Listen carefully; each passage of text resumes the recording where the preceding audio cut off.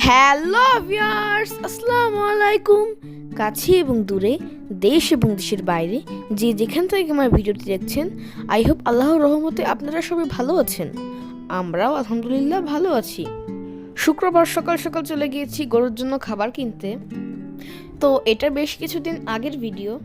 6 মাস আগে আমরা একটা বকনা বাছুর কিনেছি, হলেস্টিয়ান ফ্রিজিয়ান জাতের।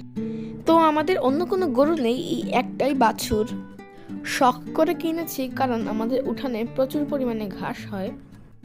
একটা বাছুর গরু আমরা অনায়াসে পালতে পারি এই ঘাস দিয়ে। তো গরুর কাছে কিন্তু প্রচুর কষ্ট। আমি স্কুলে থাকার কারণে মামনিকে তেমন কোনো হেল্প করতে পারি না, তাই মামনিকে সমস্ত কাজে ভাবেই হেল্প করে। তো দেখতে পাচ্ছেন এখানে 1 বস্তা বুটের ছাল এবং 1 বস্তা গমের ছাল নেওয়া হয়েছে। এটাকে মিক্স করে আমরা রেখে দেব গরুকে পরবর্তীতে খাওয়ানোর জন্য। আমাদের বাছুরটিকে সকল প্রকার কিরমিজ ডোজ দেওয়া হয়েছে, কিন্তু 15 দিন যাবৎ দেখতে পাচ্ছি গরুর প্রস্রাবের সঙ্গে রক্ত পড়ছে। তো ডক্টর দেখিয়েছি, তেমন কোনো সুফল পাচ্ছি না। অনেক ওষুধ খাওয়াচ্ছি এবং ইঞ্জেকশন দিচ্ছি। ডক্টর বলছে এটাকে কী রোগ বলে উনি ধরতে পারছে না। তো আপনাদের যদি কারো এই বিষয়ে জানা থাকে তাহলে অবশ্যই কমেন্ট বক্সে জানাবেন, যাতে করে আমাদের একটু উপকার হয়।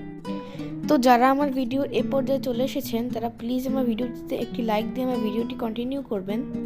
আর যারা আমার চ্যানেলটিকে এখনও সাবস্ক্রাইব করেননি তারা প্লিজ আমার চ্যানেলটিকে সাবস্ক্রাইব করে দিবেন। আর যারা ফেসবুক থেকে দেখছেন তারা প্লিজ আমার পেজটিকে ফলো করে দিবেন। আর যারা অলরেডি কাজগুলো করেছেন তাদেরকে অসংখ্য ধন্যবাদ। একটি ভিডিও ক্রিয়েট করতে প্রত্যেকটি কন্টেন্ট ক্রিয়েটরে অনেক কষ্ট হয়, তো প্লিজ সবাই সাপোর্ট করবেন। আপনাদের এক একটি লাইক, কমেন্ট, শেয়ার আমাকে নতুন নতুন ভিডিও বানাতে অনুপ্রাণিত করে। তো ভিডিওর একদম শেষ পর্যায়ে চলে এসেছি। এতক্ষণ আমার ভিডিওর সঙ্গে থাকার জন্য অসংখ্য ধন্যবাদ। তো দেখা হবে পরের ভিডিওতে। ভালো থাকবেন, সুস্থ থাকবেন। আল্লাহ হাফেজ, আসসালামু আলাইকুম।